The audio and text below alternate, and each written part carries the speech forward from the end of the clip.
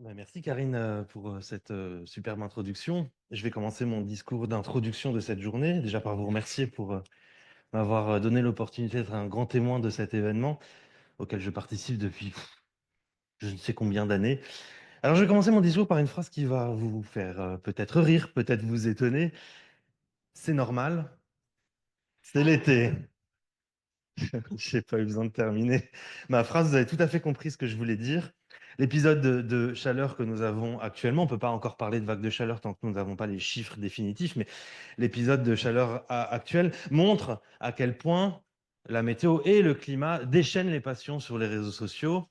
Et donc, nos désinformateurs professionnels, je peux les citer si vous voulez, hein, je n'ai aucun problème avec ça. Régis Crépé, Météo 60,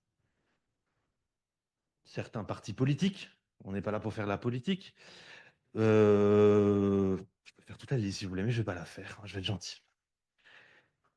Eh bien, c'est normal, c'est l'été, c'est leur première phrase qui nous sort quand il y a des épisodes climatiques. Moi, en 1976, j'ai vécu tel événement.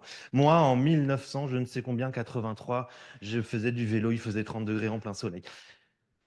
Sauf que le problème, cette fois-ci, c'est que c'est pas l'été, c'est le printemps. Mais on nous sort encore, mais c'est normal, c'est dans une semaine l'été météorologique. Ça veut dire que quand on aura des vagues de douceur ou des vagues de chaleur au mois de février, on nous dira, mais c'est normal, c'est l'été c'est dans 3 mois, c'est dans 4 mois, là. Donc il y a un moment, je pense que les personnes qui sont présentes ici ne sont pas juste là aussi pour écouter ce qui va se dire. Il est important de comprendre que vous devez être acteur aussi de cette désinformation sur les réseaux sociaux. Vous êtes acteur en fait de la transmission de la parole juste par les faits. On parle juste des faits climatiques. Et donc toutes les personnes ici, vous allez nous écouter, mais moi je voudrais qu'en sortant, vous continuez un petit peu ce combat, parce que c'est devenu un combat de parler des chiffres maintenant. Vous continuez un petit peu ce combat sur les réseaux sociaux et vous continuez à parler du climat factuellement, en partageant des chiffres factuels. D'ailleurs, l'association InfoClimat va vous présenter un outil très factuel qui s'appelle Data Climat et qui sera utile pour tous les journalistes présents ici et tous les présentateurs météo qui vous donneront des graphiques et des chiffres, le nombre de records dans la journée, l'indice ITN, enfin, vous verrez tout à l'heure, on a une petite vidéo pour vous. Je terminerai par vous dire aussi que dans le traitement médiatique aussi de ces informations sur l'impact du climat sur l'agriculture, sur nos écosystèmes, il est pas assez existant à mon goût.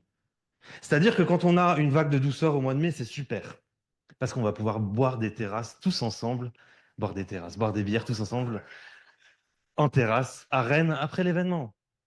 Ouais, c'est vachement intéressant.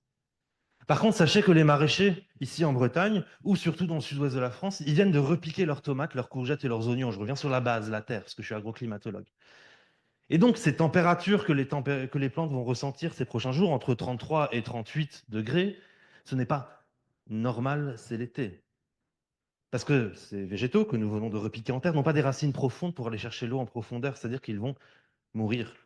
Vous avez, vous avez d'autres problématiques qui concernent les écosystèmes, les oiseaux.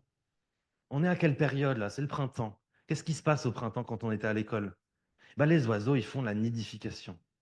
Or, vous avez des oiseaux qui nichent sous les toits. Prenez le martinet, par exemple. Il niche sous le toit. Des toits exposés à une canicule en plein soleil. En dessous, il fait plus de 40, voire 45 degrés. Et ce qui se passe, c'est que les martinets, quand ils ont ces températures-là, ils sautent du nid parce qu'il fait trop chaud. C'est un peu un réflexe de survie. Donc oui, c'est sympa de boire des bières en terrasse, je vais le faire, oui. Mais faire les gros titres, le marchand de glace a fait un très beau chiffre d'affaires. Week-end à la plage à la Pentecôte. Ou alors au mois de février. Mais c'est super, on peut aller se promener au bord de la mer. Les Parisiens sont allés à la Baule. Enfin, je pense que vous ne vous rendez pas compte de ce que peut être ces titres pour les écosystèmes, parce qu'il n'y a pas que l'homme qui vit sur cette planète, on partage aussi l'écosystème avec l'agriculture et les forêts. Donc je terminerai mon discours pour vous dire que ici, vous n'êtes pas juste venus pour écouter, vous êtes en fait des mercenaires qui, après cet événement, eh ben, vous diront, bah non, c'est pas normal, c'est pas l'été, c'est le printemps. Merci.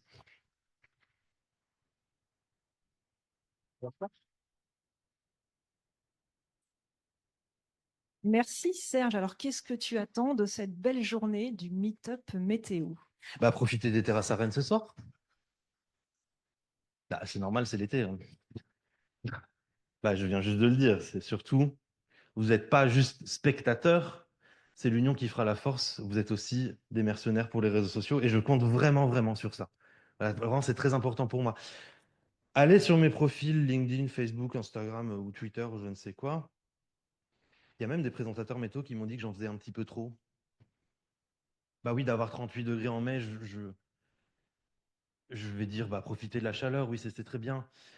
Alors, non, là, vous sortez de cette salle, vous allez sur les profils de toutes les personnes qui vont intervenir et parler de la météo ou des présentateurs météo. Et vous pouvez être les acteurs de demain, faire changer le monde de demain. Ça passe aussi par la pédagogie sur les réseaux sociaux, cette grande masse de désinformation qu'on a actuellement. Merci beaucoup, Serge. Merci. On te retrouve dans quelques minutes pour une autre session.